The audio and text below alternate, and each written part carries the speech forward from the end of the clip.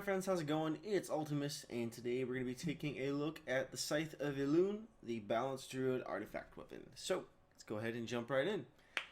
For starters, I think it's important to note and make mention of the fact that the Balance Druid resource system is being reworked to where you're no longer going to be balancing it like a pendulum between the lunar and solar power. But you're going to have just the one resource system, so keep that in mind as we're going through here as well. And I think overall, balance has been one of the specs that has definitely been in a very volatile state for a long time. There's been a lot of pruning and changing, and especially to like core mechanics and how it functions over the past few expansions. And so seeing where they're going with this, I think so far just what we've seen on paper has been some of the most promising for boomkins in a long time. Now, I can say that as someone who just kind of looks at boomkins, not really plays them. But so far, a couple of the friends that I've talked to that have played boomkins have actually had some pretty positive things to say about where they're going. So, fingers crossed, hope for the best. Taking a look at the equip effect, which states Owlkin Frenzy can periodically trigger without being hit. So, Owlkin Frenzy is typically an ability that procs only when you're hit. But with this weapon equipped now, it has a chance to proc whether you're hit or not, which is kind of a fun thing. Hopefully it doesn't proc too often, or I think it'll lose the allure, but just the idea again of having it be able to proc when you're hit, or just because you have the weapon equipped, is kind of a cool feature for sure. Our starting talent here is New Moon. It's an instant on a 10-second cooldown, deals 100% of spell power, arcane damage to your current target, empowers New Moon to become Half Moon. Falling Star improves the empowerment granted by Starfall by 15%, 30%, 45%. In Touch of the Moon, when you take damage, you have a 5% chance to cast an empowered healing touch on yourself instantly. And that's on a 10-second internal cooldown, which is interesting that that's on that tooltip, because that's something we haven't seen on a lot of spells. And at rank 2, this pops up to 10, and rank 3 all the way up to 15%. We have Dark Side of the Moon, which increases the critical strike chance of Lunar Strike by 3, 6, 10%. Bladed Feathers increases the armor granted by your Moonkin form by 25%, 50%, 75%. And Owlkin form or Moonkin form already grants a good amount of armor as it is, so I wonder how tanky Boomkins are going to be. Just out of curiosity. Hopefully not as tanky as a plate wearer, but I could see them taking some decent damage for sure. Sunfire Burns increase the damage dealt by your Sunfire by 3, 6, 10%.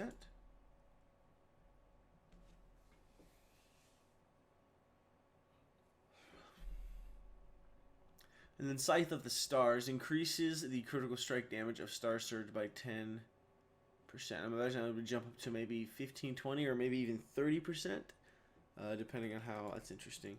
Yeah, so yeah, we don't really get anything else down there, which is fine, because I can't imagine it capping at 10%. That seems a little low for sure. Rejuvenating Intervention. Innervate increases the healing of you and your target by 50%. So Innervate is back as a spell for druids because it's previously been removed as of WoD, but it's going to only be implemented for Balance Druids, which is kind of a big deal, especially in the reason Blizzard had for that was they didn't like the idea that as a Restore Druid, you basically just kept Innervate from yourself. So it just seemed kind of pointless, and so they took it away. And so they're bringing it back now, but they're keeping it just for balance, because now as a Balance Druid, you're going to want to more use it for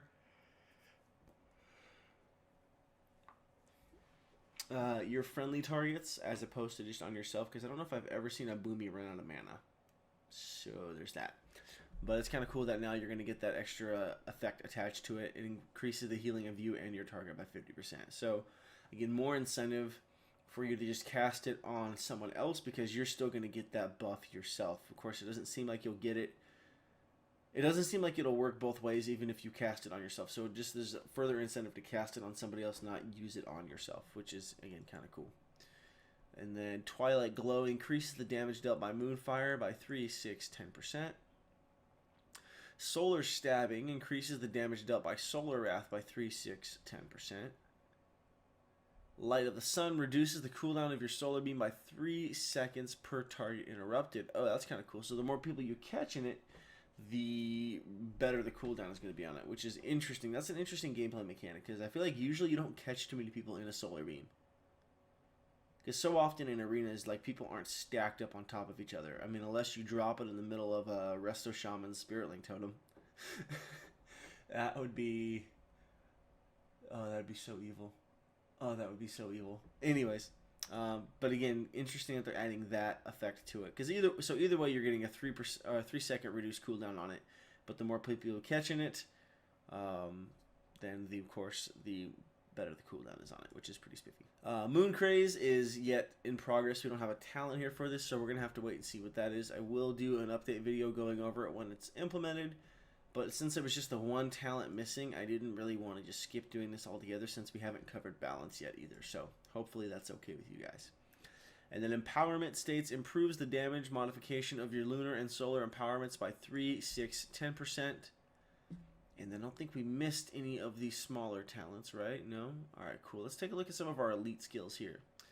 Moon and Stars. While in celestial alignment, each spell cast grants an additional 3% cast speed buff. Oh, so when you get to that point of a celestial alignment, then every spell you cast, you're going to acquire a additional 3% cast speed buff. That's kind of crazy.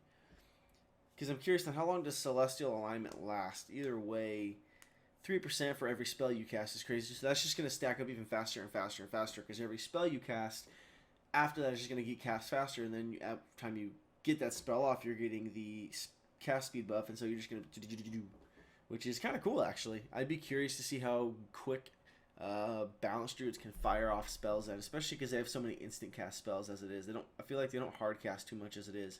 So that's kind of cool. Interesting. Power of Goldrin.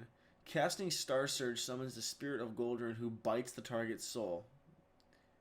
Area trigger line nuke. Interesting. I wonder, is that going to be like one of the straight line in front of you attacks? Interesting. I mean, he's not even going for the throat. He's going straight for the soul. That's a savage attack, dude. That's getting real quick there. But that's kind of cool, though. Like, that seems odd, but then it doesn't for a Balanced Druid. I don't know. Maybe I'm just thinking Shaman Wolves too much, but hey, that's kind of cool. Either way.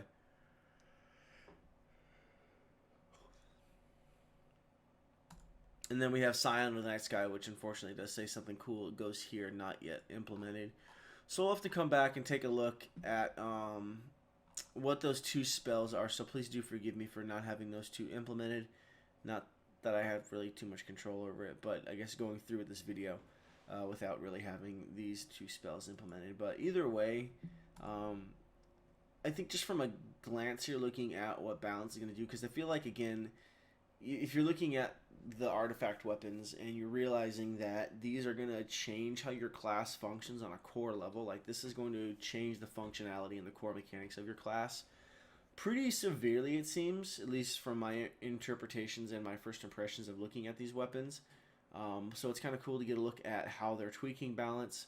And I like, again, that they're removing the pendulum type resource system where it's just going to be more of a straight shot, but then just all of the procs and things while you're getting into those celestial alignments and all those things like that. Curious to see how Balanced Druids are going to function with the affinity talents as well that we're going to get in our talent tree. I can say R now because I have a level 100 Druid. Ha ha ha. I said it like I actually play a Druid, but I have it. That's the point. It's there. And especially if you guys like pick for me to play a Druid come Legion, then I'll probably have to get familiar with some of the specs, because I might off-spec Booming no matter what main spec I play with my Druid. But all that to say, overall, I do hope that Boomies, and I can't say I think they're going to be in a good place, because again, I don't know and I'm not all that familiar with them, but I can say that I'm hoping for the best for them, simply because I hate it when I hear people, and especially friends, but people in general, that are like, I really want to play this class and this spec, but I can't because it's so bad. Like, that's really unfortunate to me, just because it sucks to not be able to play what you want, because then you really don't have a place in raids or in PvP, whatever it is you're into. And that's really frustrating, and that really takes the fun out of games. And so this time around for Legion, I hope that they continue with what they started with Warlords of Draenor. And I'll say this until the day I die, I feel like Warlords of Draenor has been one of the best balanced expansions class-wise. I feel like you can pretty much get away with playing whatever spec you want, and you'll be okay for the most part. Like, there's obviously going to be some best in slot classes for certain fights and raids, or certain situations for single target or AoE, and of course certain comps and top tier comps in PvP. But I feel like I've run into more class and spec diversity in PvP this time around than ever before. And to me, at least, that's exciting, because that means people are getting to play what they want to play. And I hope that's just furthered when we get to Legion. That way, again, if someone says, hey, I want to play a Balance Druid in PvP, there'll be a comp or a place for them. So that's my hope for it all. But anyways, I'm going to end this video here because it's late. I'm tired. I need to get to bed because I have to get up early. By the time this video goes live, I'll already be up, which is weird for me. Not that you need to know any of that or even care. But we're going to go ahead and end this here. So I'm going to say thank you so much for watching. As always, please don't forget to like, comment, and subscribe if you haven't done so already. Still shooting for 500 subs come summertime, so if you'd like to help me get there, I'd love your support. Please don't forget to follow me on all the different social media platforms we have listed throughout the channel. You can find my Instagram up above in the banner, and you can find links to the Facebook page specifically for this channel, as well as my personal Twitter. But I do post more gaming stuff related there as well. And yeah, so you guys will be notified whenever I post a new video, which is always nice. That way you don't have to go looking for it. You'll just know, hey, new video, cool, and you can watch it right there. But yeah, so as always, guys, thank you so much for watching, and I'll catch you next time.